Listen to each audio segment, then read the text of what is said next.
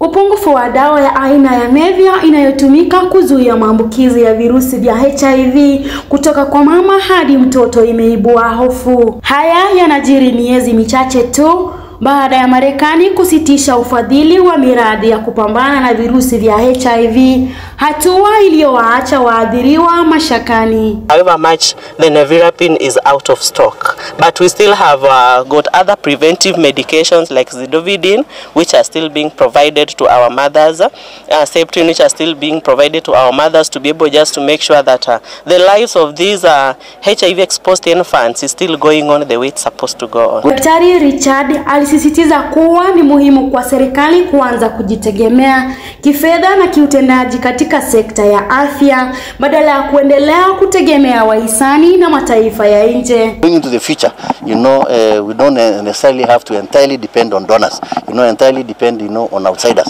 and foreigners. I think we need also to start integrating on how we can actually start becoming dependent and actually independent in managing this. However, partnership is very important. You either partner or you perish. This is the generation that is going to help us continue on our incredible path to reducing HIV prevalence, to having babies who are HIV negative.